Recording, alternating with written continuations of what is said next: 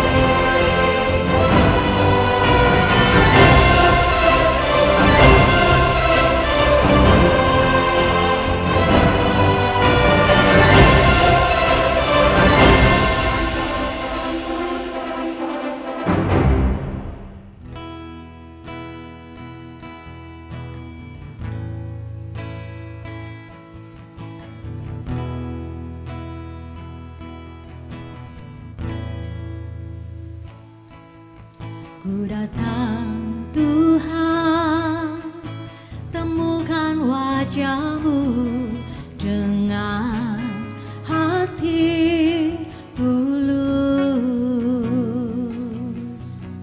Hanya rasa cinta kepadamu yang menarikku dekat padamu. Tuhan, temukan wajah-Mu dengan hati tulus.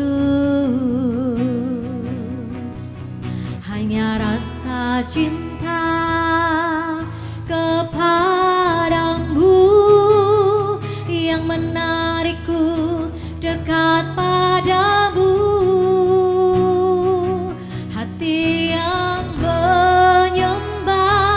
Hati yang melekat padamu, Yesusku, kekasih hatiku. Engkaulah hidupku, segalanya bagiku, pujaanku selama-lamanya. Ku mau menyembah-Mu.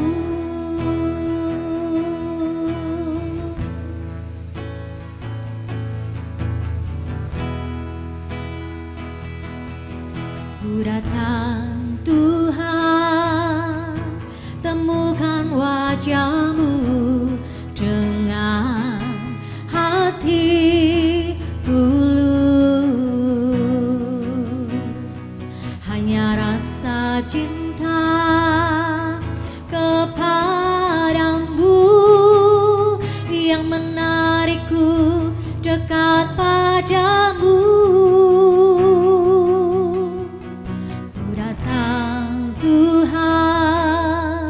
Temukan wajah-Mu dengan hati tulus. Hanya rasa cinta kepadamu yang menarikku dekat padamu. Hati yang menyembah, hati yang melekat padamu, Yesusku, kekasih hatiku. Engkaulah hidupku, segalanya bagiku, pujaanku selama-lamanya.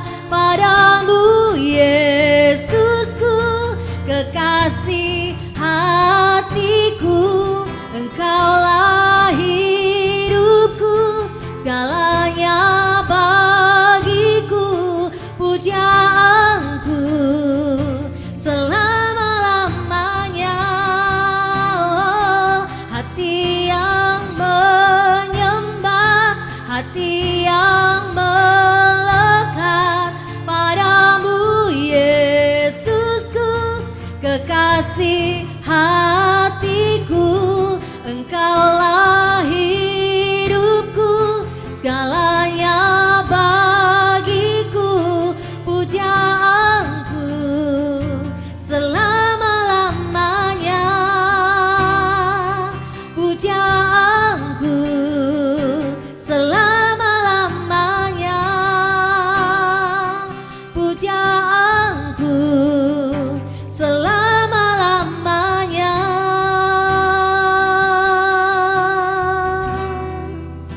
Ku mau menyembahmu,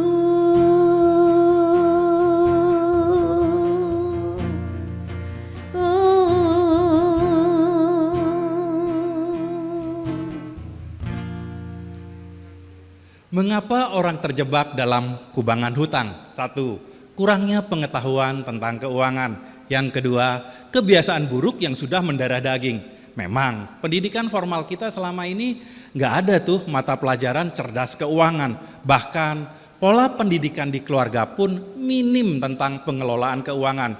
Dibiarkan berjalan begitu saja. Shalom saudaraku kekasih dalam Tuhan. Topik kita hari ini adalah tentang hutang. Mari kita lihat kebenaran firman Tuhan tentang berhutang. Amsal 22 ayat 7 mengatakan demikian. Orang kaya menguasai orang miskin, yang berhutang menjadi budak dari yang memiutangi. Berhutang menjadi budak. Tentu kita tidak ingin diperlakukan sebagai budak, bukan?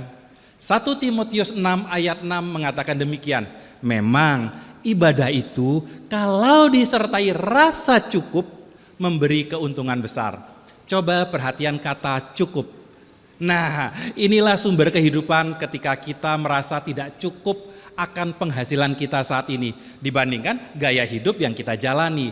Dan semua alasan untuk gaya hidup lebih besar pasak daripada tiang menjadi senjata ampuh untuk membenarkan keadaan yang terjadi. Habis gimana dong? Untuk Bapak Ibu sekalian, saudaraku kekasih yang sampai hari ini masih berkubang dengan hutang dan ingin keluar dari jeratan hutang tersebut, inilah 9 resep ampuh bebas hutang. Dan apabila dilakukan dengan simultan dan konsisten, perlahan tapi pasti Bapak Ibu saudaraku kekasih akan terbebas dari hutang. Apa saja kiatnya? Yang pertama, hitung semua jumlah hutang sehingga kita bisa mengetahui di mana posisi kita sekarang. Dengan mengetahui posisi kita sekarang, kita bisa menentukan arah berikutnya, bisa menentukan tujuan dan mengatur strategi. Kita harus berani menelanjangi diri, jangan menyangkal diri. Terbukalah. Yang kedua, hitung semua pengeluaran kita. Pengeluaran primer, misalnya biaya listrik, PDAM, iuran sampah, biaya makan, BBM. Kemudian biaya sekunder, uang sekolah anak, premi asuransi, asuransi jiwa, asuransi kesehatan, juga rekreasi, atau juga pengeluaran tersier yang nggak perlu, yang nggak penting, yang bisa ditunda. Nongkrong di kafe, makan di restoran, beli tas baru, beli sepatu baru.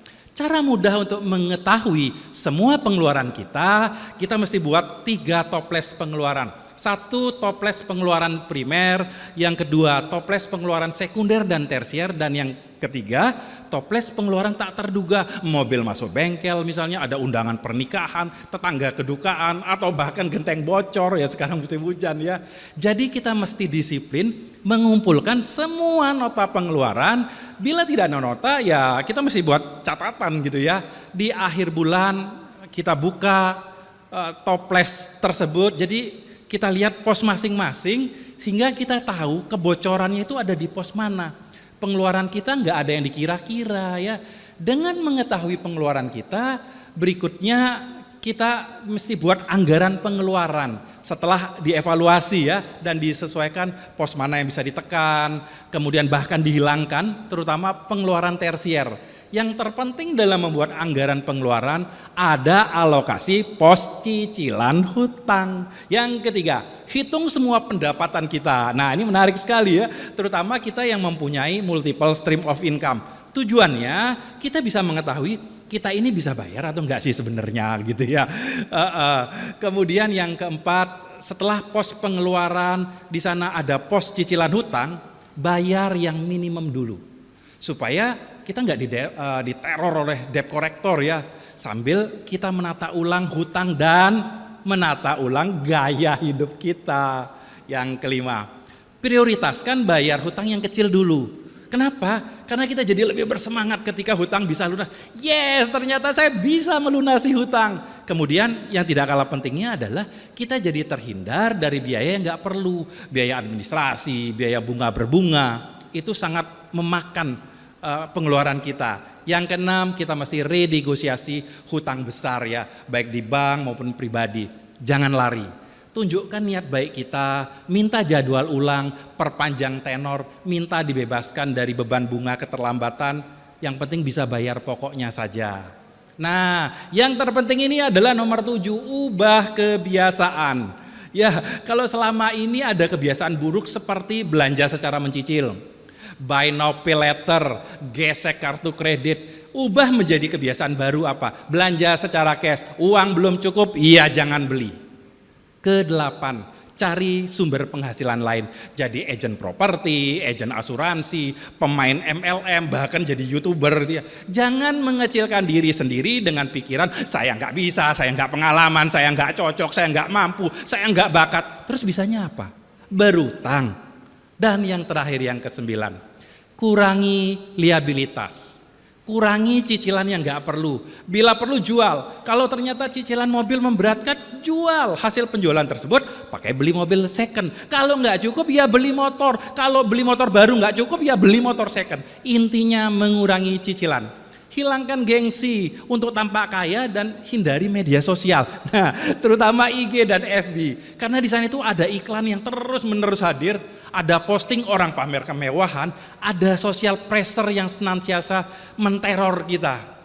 Dengan menerapkan 9 resep tersebut di atas, disertai doa yang tidak henti-hentinya, pasti Tuhan buka jalan dan menguatkan kita di setiap proses, sehingga kita semua dimampukan bebas dari jeratan hutang dan hidup merdeka, tidak lagi hidup sebagai budak. Doakan lakumu, lakukan doamu. Selamat berproses, Tuhan Yesus memberkati.